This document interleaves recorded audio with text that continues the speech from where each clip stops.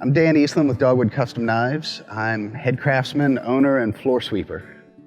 I've been full-time knife maker for about 10 years now. I like to say that I was always going to be a knife maker. When I look back on everything I've done, it seems obvious that everything was leading to being a knife maker, but it was never an intention. I use knives, I loved knives. I mean, everybody's got a soft spot in their heart for knives. It was the first really dangerous thing you're ever trusted with as a kid. And for that reason, I think everybody at some point loves a knife. There was a blacksmith down the road from our house, and he finally just said, "Look, Dan, on Saturday, I'm gonna come in and work for a little while. Why don't you come down, I'm gonna show you how to make a knife." And I made that first knife, man, and the clouds parted, and a ray of sunshine came down, and James Earl Jones whispered in my ear, "This is why you were born."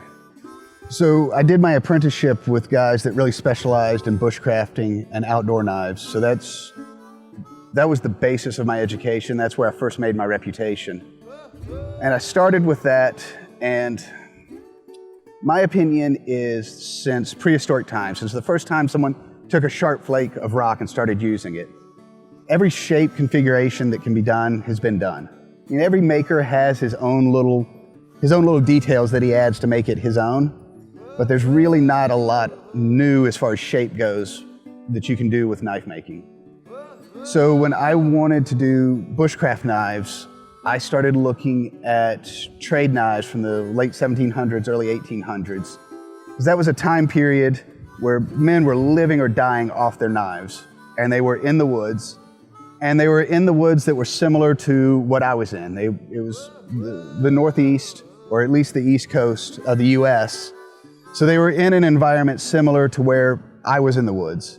So I started out looking at the trade knives, and you can see a lot of influence in, I call this my long hunter. It's a perfect example of, some people would say a scalper, some people would say a trade knife. One of the things that impressed me was the simple efficiency. Knives of that period had only what you needed and no more and no less.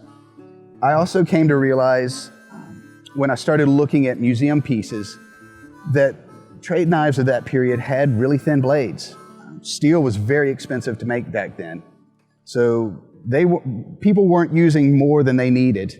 And that 1/16 was not uncommon, that 3/32 was a pretty standard thickness, and that fat French knives were 1/8 of an inch. And I had found from my own experience that 3/32 was a great balance point between a rigid blade and a sharp blade. So that was really the basis for a lot of my early bushcraft designs. And a knife like this was really practical in the Northeast, especially if you were going to be doing a lot with big game, or if you were going to be on a trail for weeks, months. But it wasn't practical for necessarily all the modern camping we do, or even modern hunting. So I next came out with the Hawkins. And I loved the movie Jeremiah Johnstone, and in it he coveted a Hawkins rifle. That was the rifle that every real mountain man had. And based on that idea, I wanted to make almost like a buffalo hunter's knife, something a little more compact than the long hunter. So that's why we call this one the Hawkins.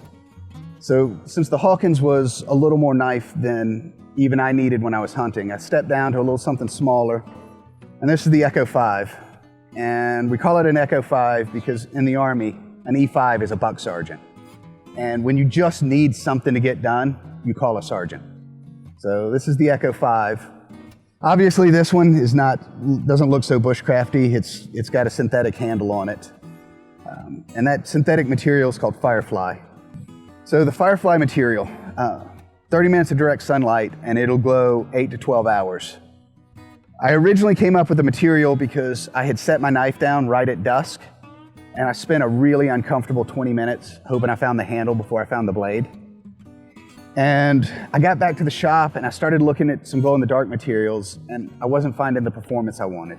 They would look really cool for an hour or two, but especially when I'm looking for things in the dark, an hour or two just wasn't enough. I wanted something that at 4 o'clock in the morning, if you wanted to find your knife, you could find it.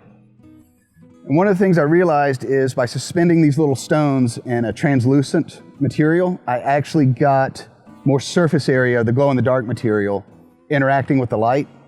So not only is the material really efficient, but because it's cast this way, you actually get more surface area charged by the light, so you get a brighter light.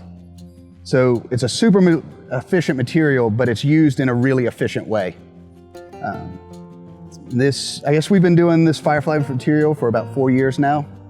And well, when I was down in the Amazon, we were night fishing, and I carry a little Firefly knife, a little small knife on my belt, just a general purpose knife. And we had been probably 4 hours out of camp, and I went to cut my line and my knife was gone. And the guide said, we'll backtrack, we'll find it. I told him, look, it's been 4 hours, but even before that, it was cloudy. We were under triple canopy all day. There's no way, it's gone. So we fished for about another 4 hours and we were headed back to camp, and my buddy was up front. And just before we got into camp, he stops and called me up front really urgently. And I ran up to see what was going on, and just outside of camp, you could still see the handle of that knife glowing on the ground. 8 hours after I had given up on it, and there it was. And that's when I went from knowing that it worked to really believing in it. Now we do just about everything with it. Anything I need to find at night, there's a piece of Firefly on it. I've been doing a lot of kitchen knives lately, although that was really what I wanted to do when I started knife making. But at the time, I couldn't find anybody to apprentice with that made custom kitchen knives. But fortunately, physics being physics, once you learn to make a knife, you can make almost any knife. I was also really fortunate that a buddy of mine owned a couple of restaurants in Atlanta. So shortly after I went out on my own, I started sending him prototypes. And I'd send him a prototype, and after about 3 months, it'd get sent back to me with Sharpie all over it. Add more here, take this away, curve that down. And we really went back and forth for about 2.5 years. And this was the first kitchen knife we started making. And it's a rock chopping style kitchen knife, a little 8-inch. It was the absolute workhorse of the kitchen. And that was when I really knew that I was onto something. When I realized that the kitchen knife industry is way underserved. I mean, for all the reasons that you need a good bushcrafting knife, the balance, the blade retention, the control, those are all the same reasons you need a good kitchen knife. And there are some good ones out there, but there are not a lot of guys that are taking advantage of things like particle steel. And there are not a lot of guys that have access to professional chefs, because every one of my kitchen knives are tested sometimes for, in this case, 2 years in professional kitchens before they come out. But this was really what got me started in kitchen knives.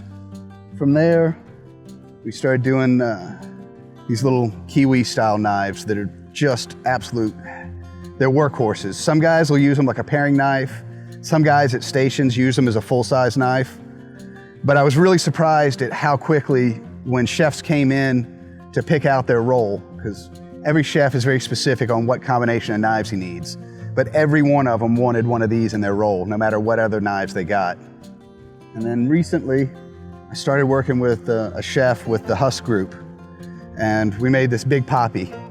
And it's a push cut knife, where this one is designed to be used more of where you rock back and forth, where you put pressure on the front of the knife and you rock chop.